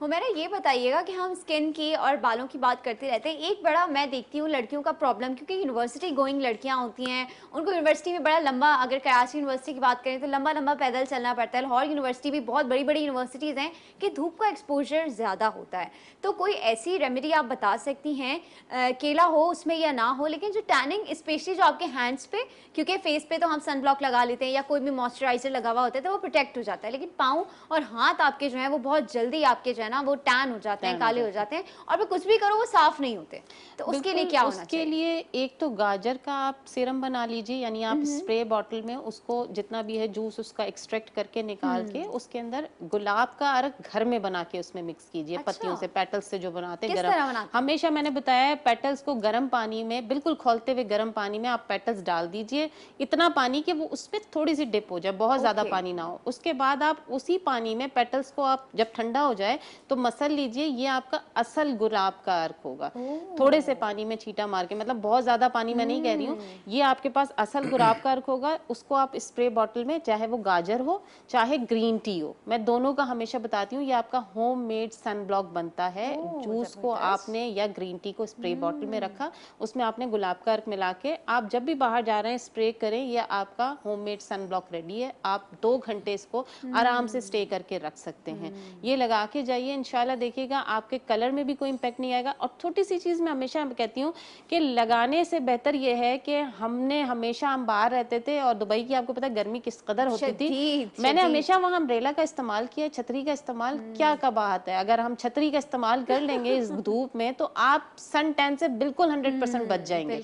आप कैप ऐसी पहनिए कि आपके पास धूप ना लगे, जब अगर आपको इस कदर धूप में निकलना पड़ रहा है तो छतरी का इस्तेमाल सबसे बेस्ट है। बिल्कुल, और आप ना सिर्फ धूप से आपका कलर बचता है, सर दर्द की शिकायत अब पाकिस्तान में बहुत बढ़ती जा रही है, माइग्रेन की शिकायत बहुत ज्यादा बढ़ती जा रही है। अच्छा हुमैरा, मैं ये सोच रही थी कि इसकी पील से हम कोई टैनिंग उतार नहीं सकते, क्योंकि मुझे लगता है ऐसा कुछ पॉसिबिलिटी है कि बनाना की पील से हम अगर उसको करें तो टैनिंग उतर जाए, ऐसा हो सकता है? देखिए, स्किन की टैनिंग तो उतर जाती, मैंने कभी दूसरे और तो नहीं, मैंने स्कार्स पे नहीं किया, लेकिन मैं स्किन पे हमेशा टैनिंग में, खास तौर पे टैनिंग के अलावा ये जो नकल्स होते हैं ना, आप बैठे हुए स्किन, मैं यही तो कह रही हूँ, केले के छिलके को फेंके नहीं आप, उसके बाद आप फारिग बैठे हुए टीवी देख रहे हैं, आप अपने जितने भी स्कार्स वाले एरियाज हैं या ये नकल्स हैं, आप उस पर रब करते रहें। आपके पैरों के ऊपर जहाँ निशान पड़े हुए आप उस पर रब करते रहें, खाली कर लें, कुछ ना लगाएं, उस पर कुछ भी ना लगाएं, तब भी आपके ये स्कार्स जाना शुरू हो जाएंगे। इसमें एक चीज और होती है, जो बाइक चलाते हैं लड़के, उनके हाथ जो हैं वो 2 टोन हो जाते बिल्कुल हो रहे होते हैं।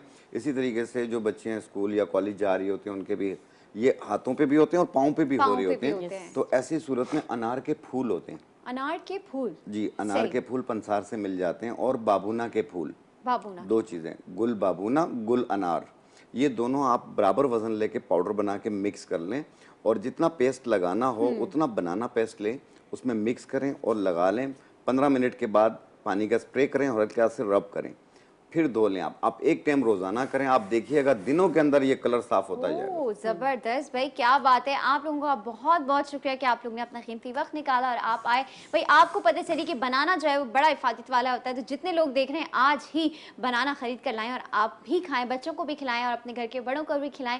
यहाँ पर शो का वक्त हो गया है खत्म। कल एक नए शो, एक नए एपिसोड के साथ आपकी स्क्रीन पर हाजिर होंगे। तब तक देखते रहिए, पसंद करते रहिए हमारा शो जी उठा पाकिस्तान। सईदा रनम फातिमा की जानिब से अल्लाह हाफिज।